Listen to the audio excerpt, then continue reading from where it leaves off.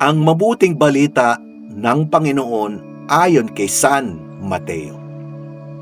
Noong panahong iyon, lumapit kay Jesus ang asawa ni Zebedeo, kasama ang kanyang mga anak.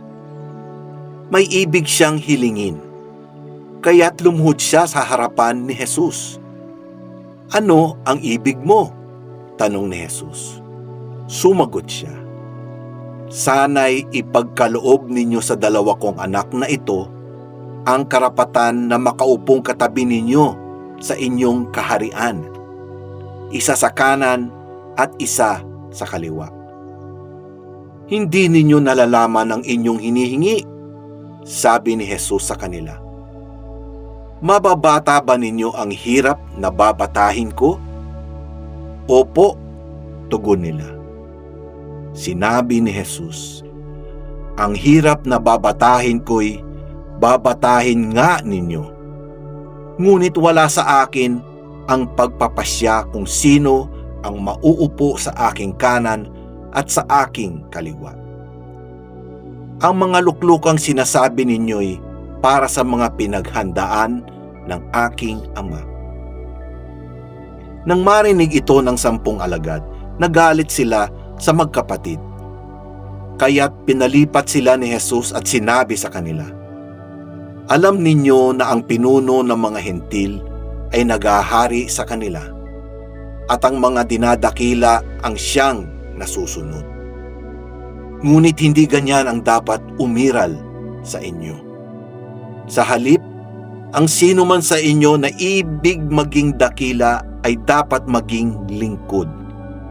At sino mang ibig maging pinuno ay dapat maging alipin ninyo, tulad ng anak ng tao na naparito, hindi upang paglingkuran, kundi upang maglingkod at ialay ang kanyang buhay upang matubos ang marami." Ang mabuting balita ng Panginoon.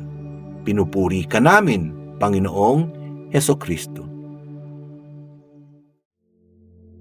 Ang sinuman sa inyo na ibig maging dakila ay dapat maging lingkod. Ang sinumang ibig maging pinuno ay dapat maging alipin ninyo. Ang daan sa kadakilaan ay sa pamamagitan ng paglilingkod sa ating kapwa. Ang maling pangunawa natin sa kadakilaan ay ang paghahangad na laging mauna ang sumisira sa ating mga pamayanan at maging sa ating pagmimisyon sa ating Panginoon. Ang maling pananaw na nagmumula sa makasariling ambisyon ay tiyak na daan patungo sa kapahamakan. Kapag makasariling ambisyon kasi ang pinairal, ay maling pag-uunawa sa kadakilaan ang namayani. Sa halip na ikaw ang magbigay ng sarili sa paglilingkod, ay mas hinahangad mo na ang mapaglingkuran. Sa halip na maging handa sa paghihirap, ay umiiwas at nagrereklamo. Ginagawang malinaw ngayon ni Jesus na ang tunay na dakila ay ang taong handang mag-alay ng sarili sa paglilingkod sa kapwa, handang mahirapan upang makatulong sa iba, at handang marumihan upang madala lang sa kalinisan ang kapwa.